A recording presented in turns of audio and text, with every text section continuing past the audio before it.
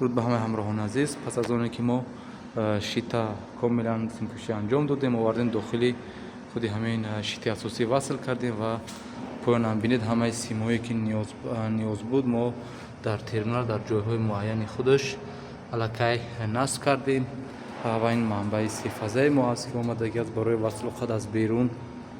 نیاز است که با نقش شدن در شیت ما از بیرون وصل خود انجام تیم اینا برای هوای گرمی داخلش تا بیرون کردن.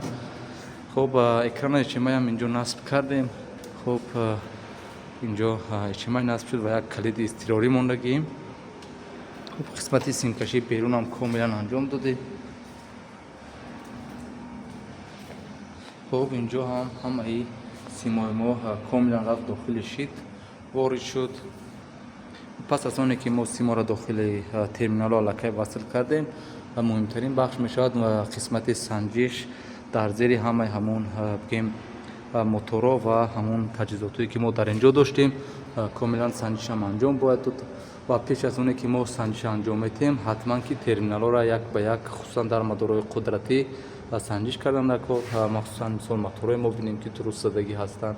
خب در خود اینورترها و کانتاکتورایی که ما اینجا داریم که اتصال کوتاه با وجود نبیاد، خودی از ما قدرتی ها که در یک طرف چپ هستند.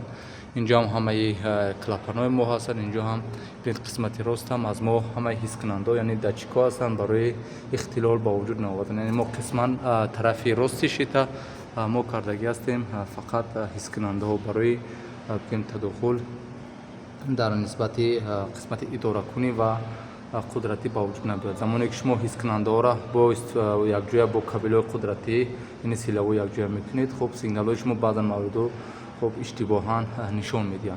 خب کاملا که سنجش حتما که به منبع پیوست کردن حتما انجام تید. خب جای سیمای شما دفعه دوم که درست باشد.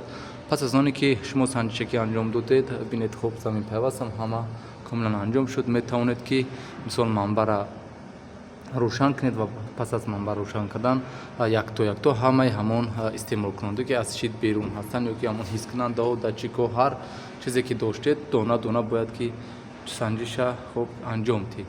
از همین جهت نیاز است که شما حتما بگیم پای در پی همون ترمینال را درست گذارید تا که در وقت سیمکشی ساده تر و آسان تر انجام شود.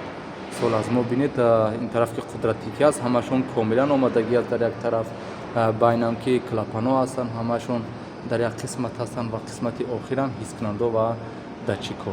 این خیلی مهم است در وقتی مثال شما سیمکشی را انجام میتید و وقتی که نصب کردن قسمت بیرونه از شیت با خود همین شیتی ختم.